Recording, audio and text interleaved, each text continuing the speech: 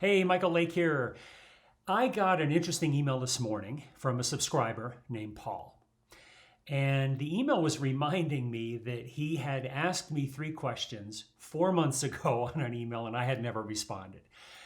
And he was very, very, very nice about it. And as I discovered, he's a very sweet man. But I feel bad that I didn't respond because I'm usually very on top of my email. But then again, I remember I was diving into an answer and then thinking, oh my God, this is complicated and it's going to be a long email. And I kind of put it off and put it off, and then it got forgotten. So thankfully, he reminded me about asking me some questions. And so I said to him today, why don't we get on a Zoom call and let's record this, because maybe what I say and the answers and the topics you bring about are of interest to others, because I think they are. He asked three questions, and he's a trombone player. So the first question he asks is about fundamentals and sound quality and harmonic flexibility and things related to the playing of music. The second question he asked was about finding his own musical voice, unique musical voice. And the third question was about technology and how he might use technology to kind of discover and grow the first two topics, record himself and whatever he wanted to use technology for. So we talked about the three topics.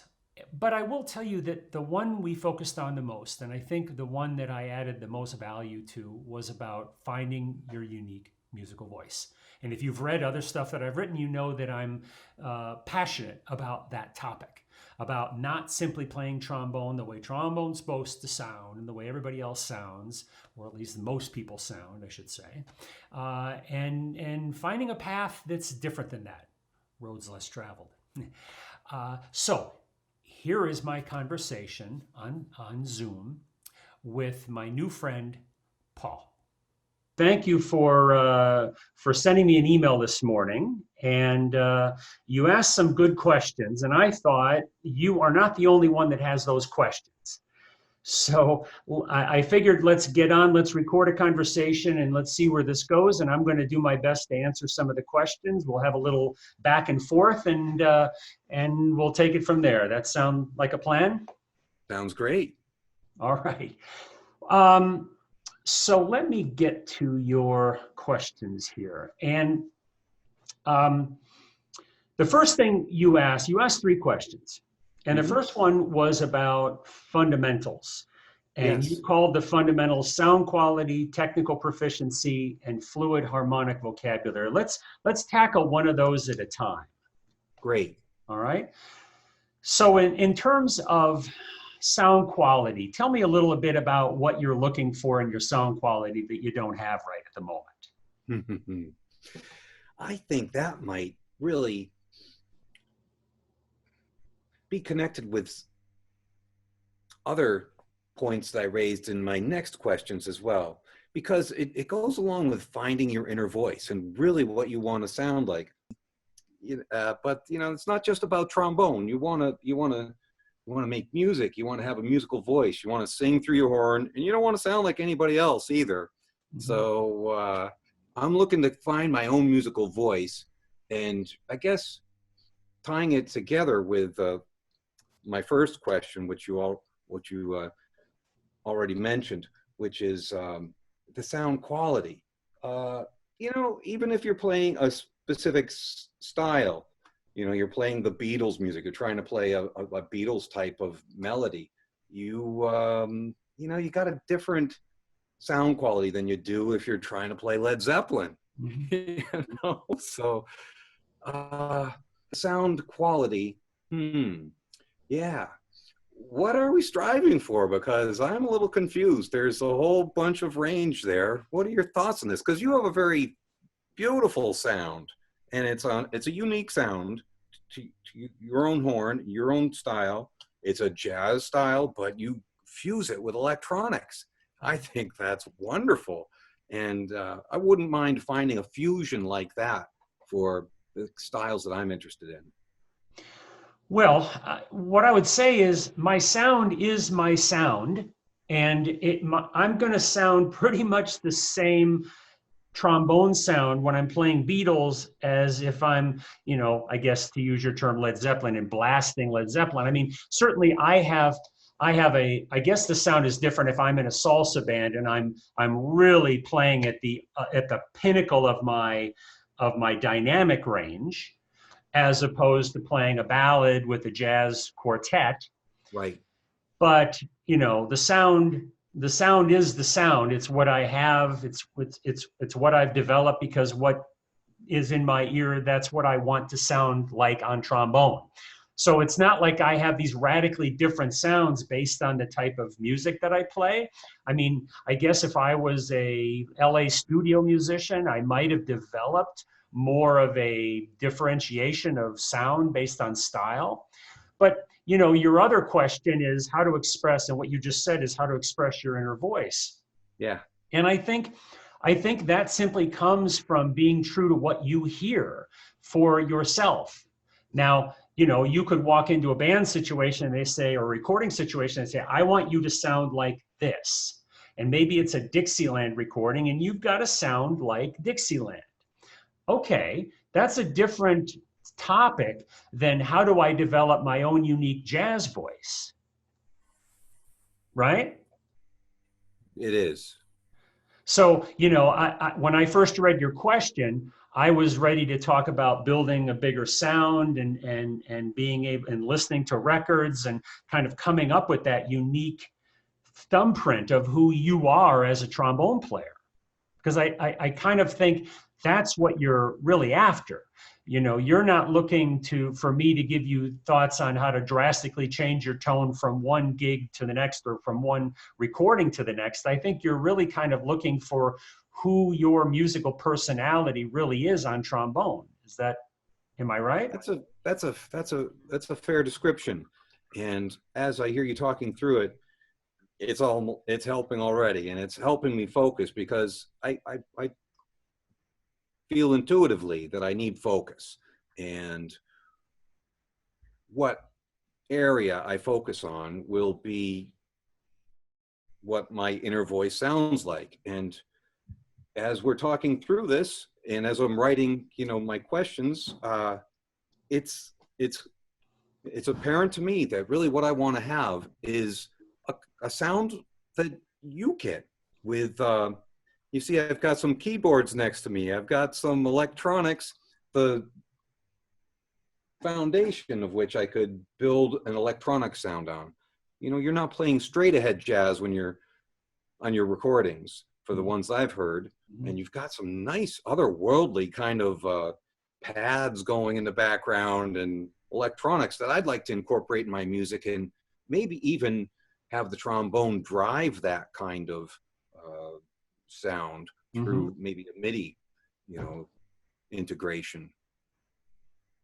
So that's what I'm getting at with my sound. So what kind of albums do you listen to? Well, that's pretty varied too, but I can say everybody could say that. Geez, I'm really a jazz rock fusion guy. Mhm. I'd say that's pretty much Miles Davis, and even the later part of Miles Davis is probably the center of my universe. But Dizzy is certainly there. Pat Metheny, Lyle Mays, the guys that you interviewed, Lenny White and Joe Lovano, and man, I have loved good music. I really love what the Pat Metheny group did, but really I'm not at that level. I don't see myself getting that level. I would like to. Do you know Patrick O'Hearn? He's a bass player. He came out of Frank Zappa's band, but now he's got his own label. It's called Private Music, and it sounds like your background, but he uses the bass as the lead voice, and it's new age music. I like new age music. Bonorama, Trombone Shorty. What else do I listen to? Funk. I like pop. Yeah, So classical. let me ask it a different way. Let Okay. me ask the deserted island question. If you had three albums to take with you, what would they be? Hmm. I think The Rite of Spring would have to go with me. Okay. It would be that or La Mer, they're both beautiful. So which one would it be? I think it would be the Rite of Spring. It brings probably something from either Brian Eno or Patrick O'Hearn. Let me think about this. It would probably be Fripp and Eno. Have you heard those guys? Yeah, My Life in Yeah. the Bush of Ghosts, one of my favorite albums. Wow, no kidding. Yeah. Mm. Well, I think I'd take No Pussyfooting, that band, that record, Fripp and Eno or North Star. Probably that one, the first one. I'm going to send you an ebook that I just worked on with Richie Byrek. And Richie basically got on the phone and we talked about his 10 tips for jazz excellence. But the thing that reminds me of what you just said was when he talks about, he's a big believer in transcription. And one of the Mhm. exercises he gives is he says, first of all, take an iconic solo. Don't take a Michael Brecker solo, take something within history that's a classic solo. Maybe it's Miles Walken or something like that. And he says, transcribe the whole thing, but then play 4 bars of Miles solo, and then 4 bars of your own, and then 4 bars of Miles, and trying to kind of weave your way from the lyricism of Miles to something of yours, and then do it in 8 bars, but just kind of trying to go from the model to you to the model and trying to build some congruency there. And it almost seems like if you're searching for your unique musical voice, but you have Mhm. some models, and maybe you take again, I'm going to go back to Eno's My Life in the Bush of Ghosts, and I don't think Andy Summers is on that, by the way, but on that record, maybe find a track that you especially like, and think about what that bass line is, and try and create something that is very similar to that bass line on your own. Right now we're not trying to come up with your unique voice. We're trying to model. We're Right. trying to maybe transcribe, even though it's not really writing it down, although you could certainly. But to come up with something that's very similar to that, and maybe just say that's the bass line. And maybe if you have the tools, maybe add a little bit of a drum beat that again is similar to that, and then use that as your foundation. So now you've got a foundation on something that your ear resonates with in terms of that particular track. And now the question is, what can you put over the top of that that is yours? Hmm. And maybe it's just trombone. I'll take another page from Richie's book. He's a big believer, and I just interviewed Rufus Reed, and he said the exact same thing. They're both big believers in sketchbooks. And what sketchbooks are is a manuscript book that you have open while you're playing trombone, while you're playing keyboards, while you're improvising, and all of a sudden you hit upon a chord or you hit upon a melodic fragment that you like. Write it down. Doesn't mean that you have a whole complete idea. You don't, but you have something that you just stumbled upon that you like. And they both are advocates of collecting those things, those chordal structures. Maybe there's a 2 chord back and forth that sound really cool. I do this as well. And maybe there's a melodic fragment that you just played on trombone or played on keyboard that you like. Write it down. Mhm. Now, maybe some of these fit in that kind of Eno-esque bass drum thing that I just described. Maybe it doesn't. Maybe while you're improvising over that, something does come up, and maybe that's the fragment of the melody. And all of a sudden, you find yourself, you're making a tune. Mhm. So we talked about the stuff that I do. I start out with a variety of things. I have a piano here, a beautiful Steinway Grand that is really my voice. I'm not a great piano player, but I've had it for decades. And sitting down to that keyboard really inspires me because I love the sound of it. So Mm. maybe I'm going to sit there and I'm going to play a few things and I'll play a chord. And all of a sudden I hit upon a couple of chords or a little bit of a progression that I like. Now let's use that as the seed. So then what I do is I think about a possible rhythm, and I go to my computer and I bring up some plugin that provides some cool rhythms. I have something called Hauntology from I think it's Native Instruments. And it's kind of they're a little bit eerie, but if you just take the percussion by themselves and mute everything else on some of the presets, it's pretty cool percussion stuff. And then Mm. it has a thing in the center where there's a little cube that's going around. You can program that where that cube goes between the four different quadrants of sounds. So now I'm digging into that a little bit, and I'm coming up with something that sounds interesting. Now, what do they sound like when they're together? So now I've recorded my thing on the keyboard, or I've done it on an electric keyboard, and now I put the two together, and now I've come up with something that's kind of cool. What's the bass sound like on that? Well, let's play with the bass a little bit. And then I've got a little bit of a bass line, and I've got a kind of a germ for an idea now. And now maybe I build that out. Deadmau5 is one of my favorite artists. He has an Wow. amazing masterclass on masterclass.com.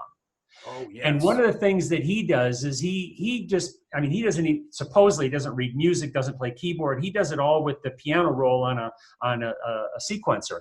And he'll Mhm. find himself like 4 bars of something he likes. And he says, that's my tune.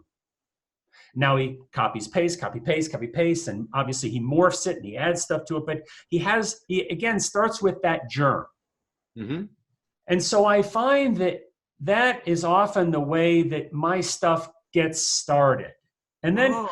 it's pretty easy for me to be inspired on the trombone once I've got that thing going, to where now I'm going to improvise a little bit. Most of the stuff you hear where I'm playing trombone on top of something, I'm basically improvising the trombone.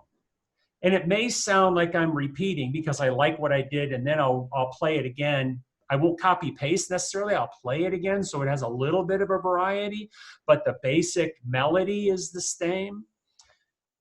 And so all of this is kind of coming by what feels right to me.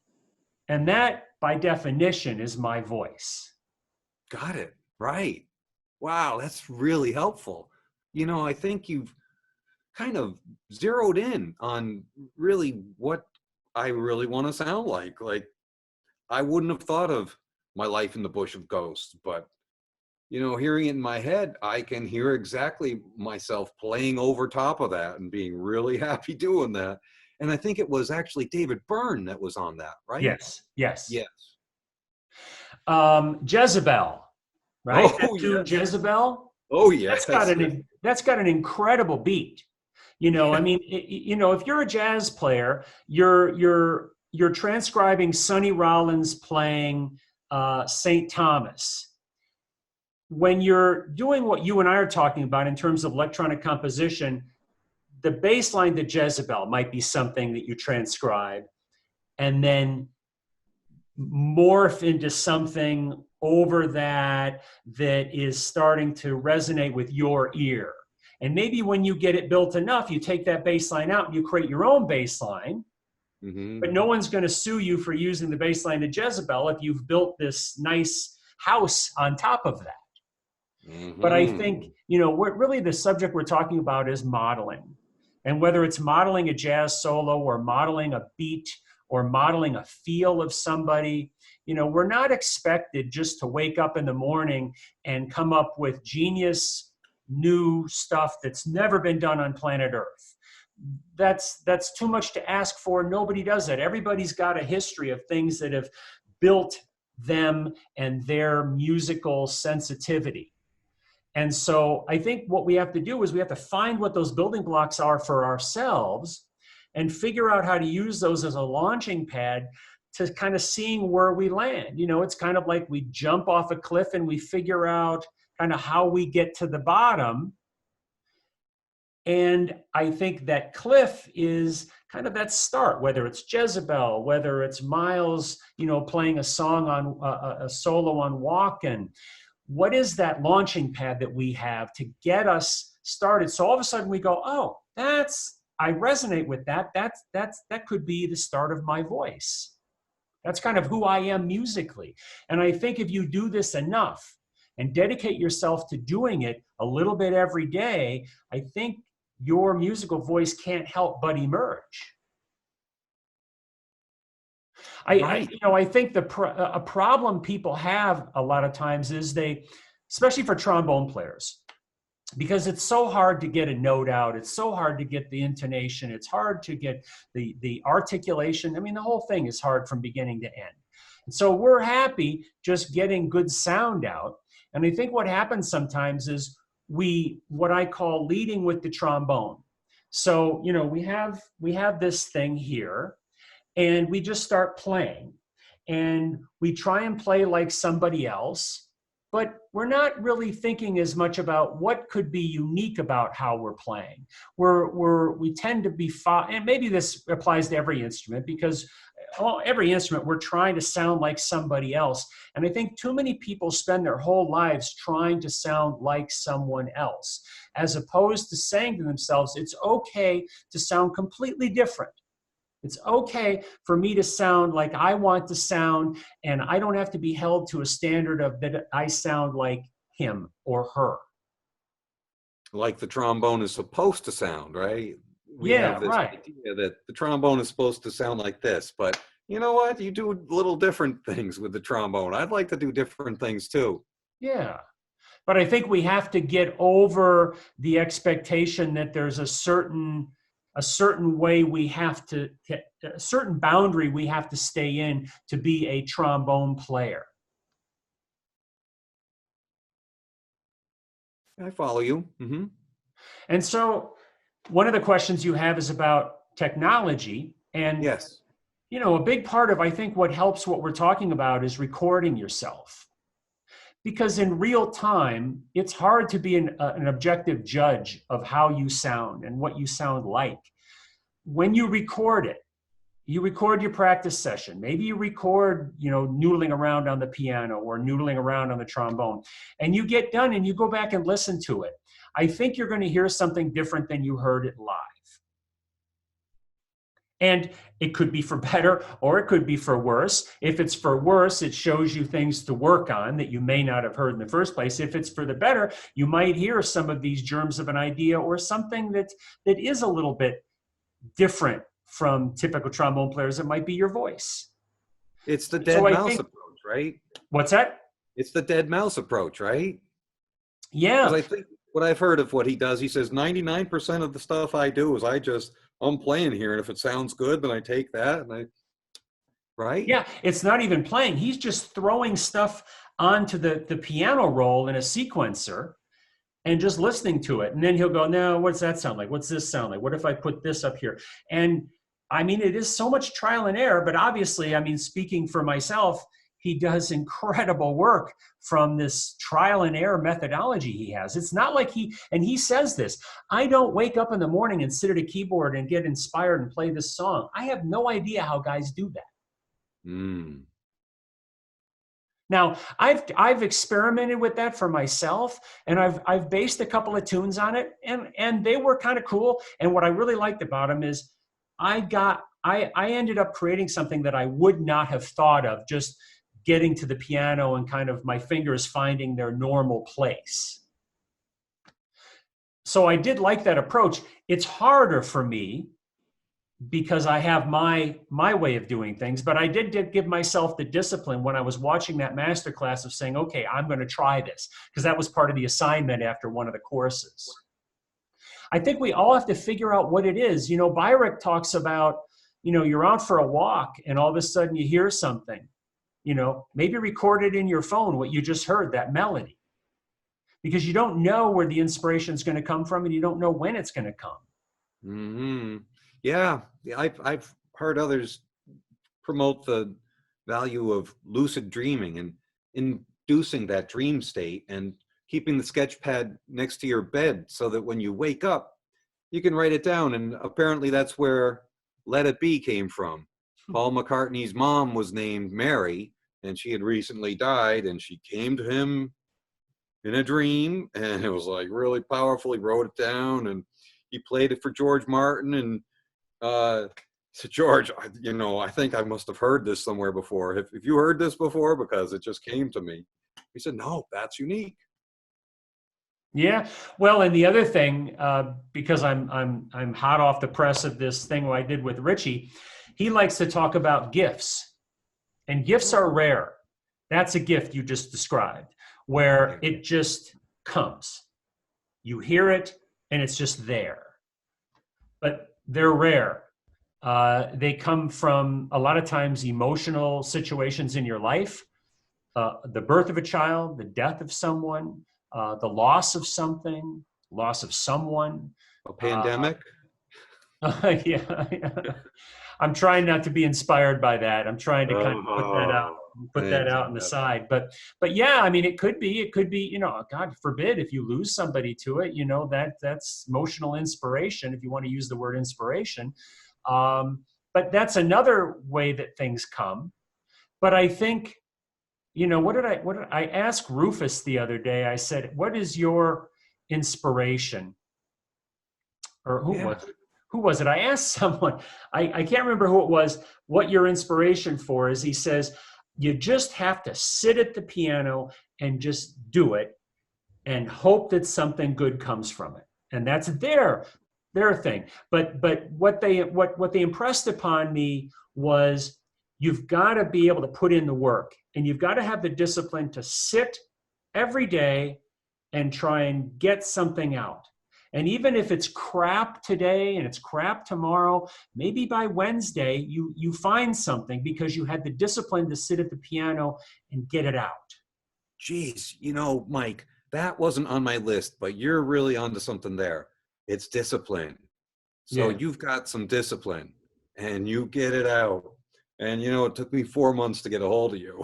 Because you didn't get my email. But that's not a whole lot of discipline. But I'm thinking things that are going to help me are a whiteboard. I think Winton used a whiteboard or some kind of calendar, said by this date, I'm going to know how to play this. And maybe, I don't know, other people did too, something like that. And actually, I think that might help. And if you could help me with some discipline, some tips or tricks or suggestions with discipline, that would be good. And I was wondering if maybe the subject that you were attributing to Rufus was covered with Randy Brecker too, because as I was watching that video, he said, you said, Randy, where does this come from? And he says, well, I just sit there and pray. That's right. It was Randy. Thank you. It was Randy because I just put that segment on Skunk Funk together the other day. Yes.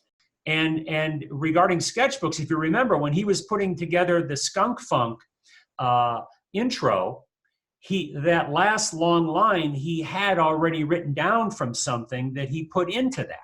So again, he was keeping a sketchbook. It's a craft, and you really have to sit there and do it. You can't just wait for inspiration.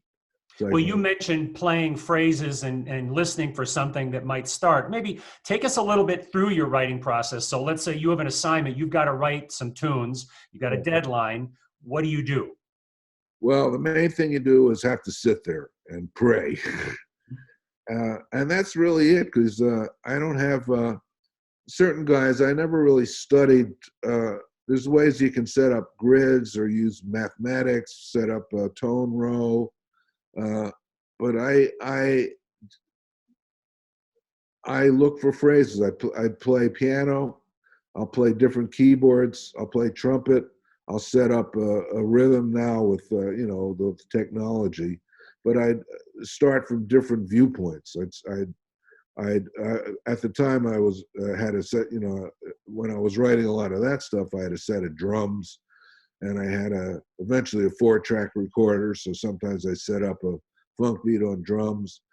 Sometimes I'd set up some kind of bass line on the mini Moog. Now, here's what worked for me for discipline, because for about 4 years, and I ended about a year and a half ago when I started to move into some other things, but for 4 years, I had signups. People would sign up on my homepage to get a free piece of music that I promised to send out once a month. And that forced my discipline, because everybody that was on that list was my accountability buddy. And I knew that I had to have something by the end of the month. And sometimes I beat that by a nice margin. Other times it took me, to the very last day. But that helped my discipline to know that every month I was going to have to send somebody, because I promised them that if they put their email into my homepage, I would deliver an original piece of music. Wow. And I ended up generating 50 pieces of music in that time period. Some of them were arrangements, a very few, but they were original arrangements. So it still required the same amount of work and playing trombone and all the other stuff that the originals did. But it was definitely a way for me to force some discipline. Because if I would just say, I'm going to write a piece, and whenever it gets done, it gets done, I'm not going to get 50 pieces after that amount of time. And it's the same thing with my Jazz Master Summit right now. I've got a launch date of May 11. I have to get everything done by May 11. There's no question about it. So that's again forcing some discipline on me. But Wow, I think if you promise something publicly to somebody and you say, I'm gonna write a piece of music and I'm gonna have it to you in a week, and you throw it out there. Maybe you throw it out there on your Facebook page. Maybe you just give it to somebody that's a friend that won't let you slide. That kind of giving yourself a deadline might be a good start. And in your own mind, this doesn't have to be the next Let It Be. This doesn't have to be the next greatest piece of music ever. It just has to be a complete original musical thought from you. That's very helpful. Wow. That I can see how that would motivate somebody to get something done.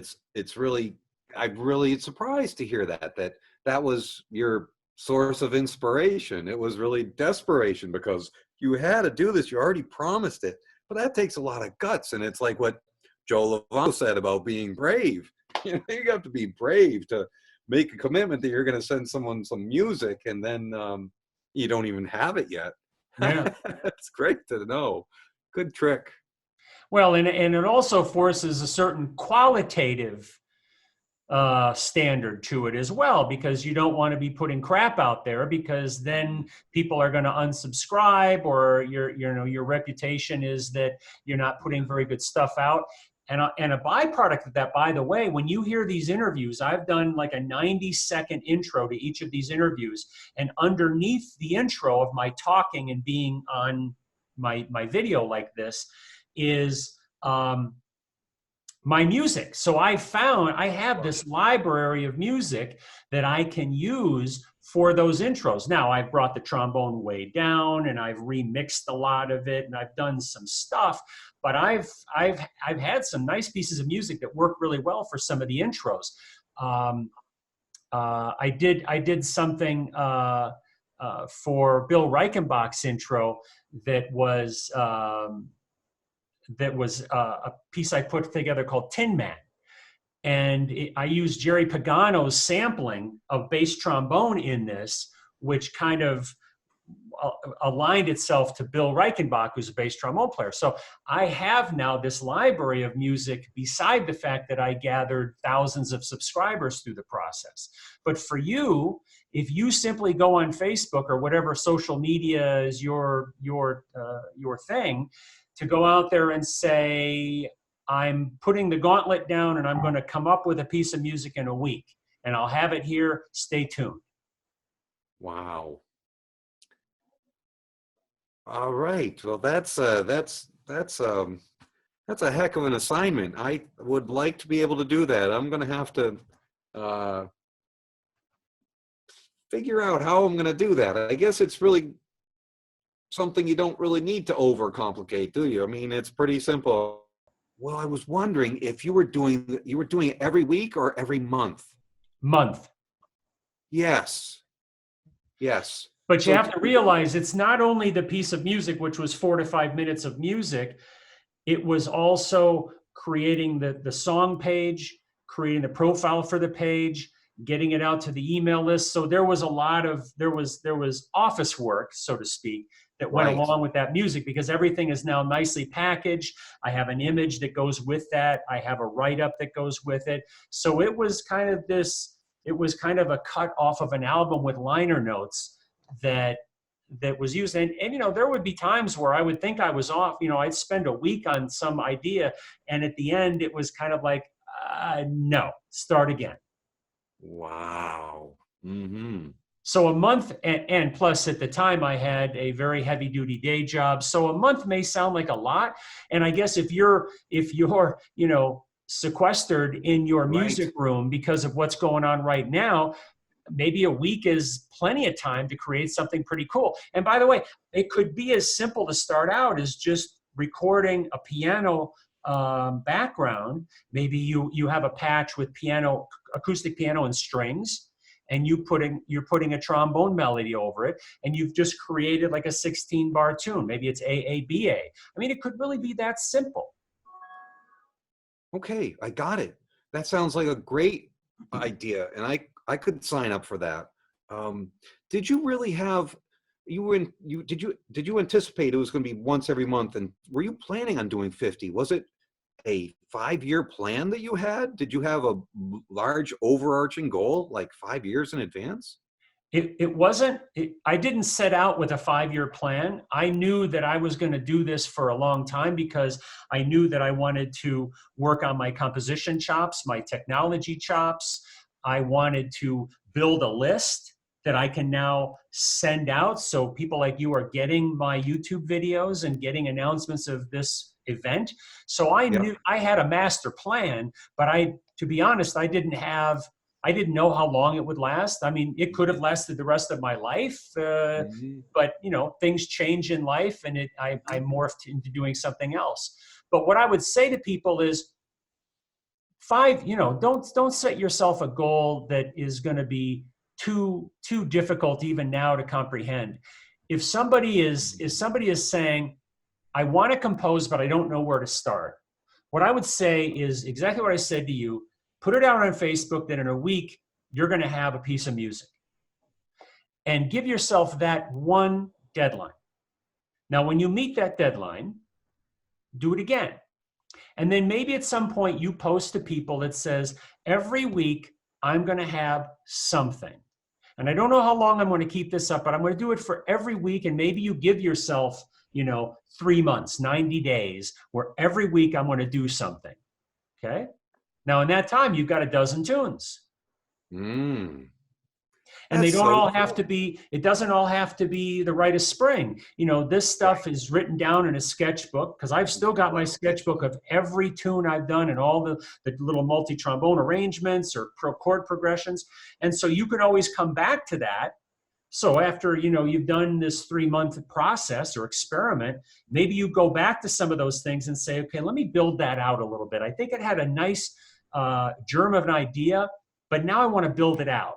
So there's nothing wrong with now taking that and expanding it into something that may be 3 or 4 minutes, and maybe there's some interludes, and maybe there's some different instrumentation to it. Yes. Hey, Michael, that is great. That's really helping me. That you've really given me a roadmap. Well, that's great. I'm glad because this is stuff that I've done, and it has worked for me. So you know, make sure that you include me when you put your challenge out there, so that I can see and hear, and let me know how it goes. I will do that.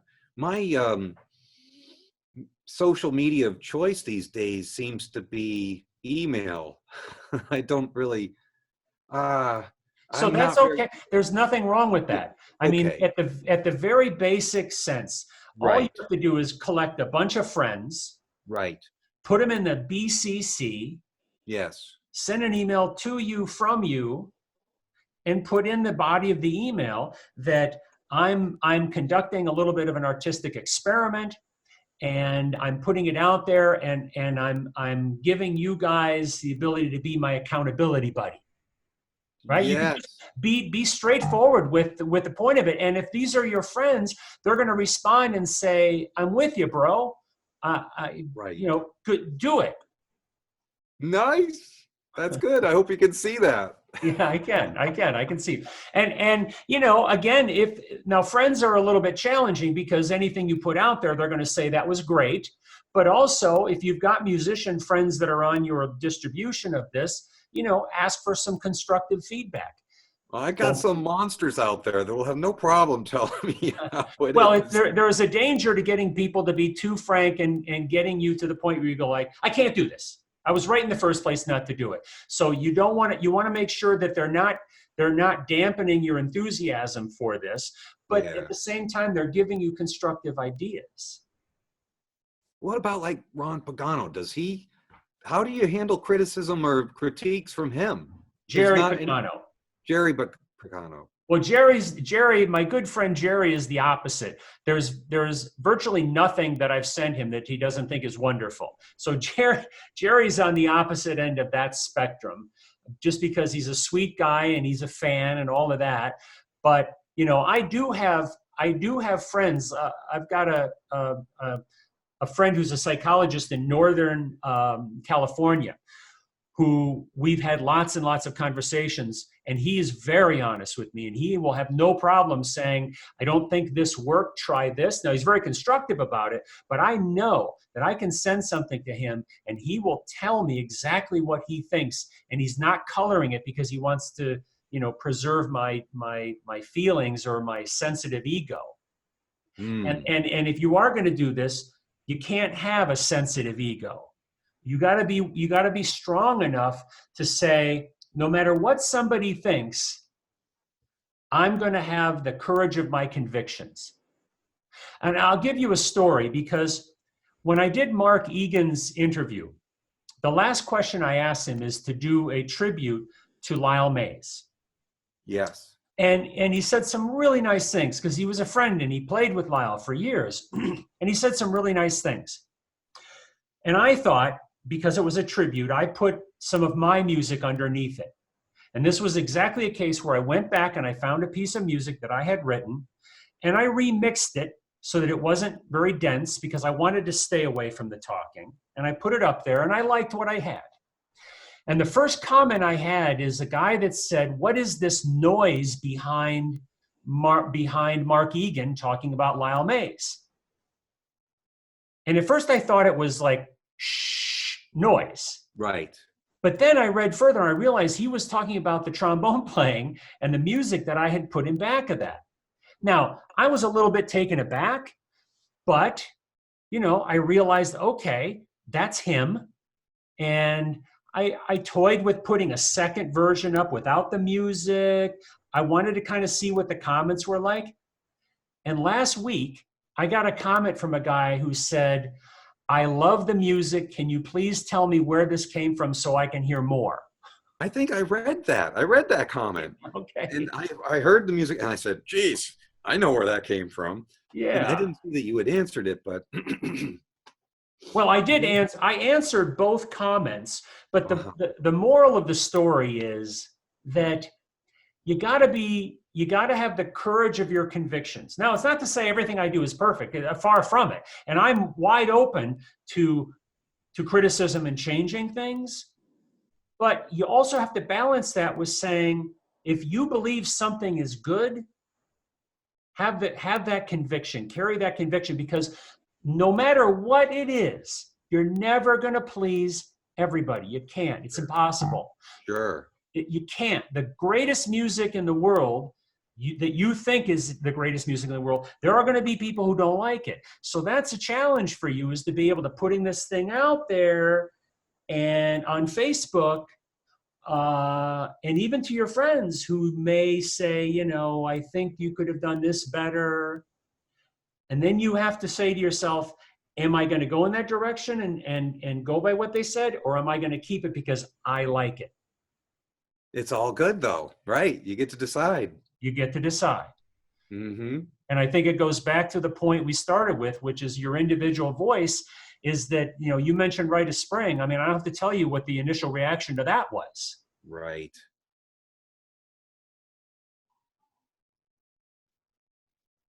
Right. But hey, it's got longevity. and uniqueness, and it's a masterpiece, and it wasn't easy. That's right. There were Courage. riots. There were riots.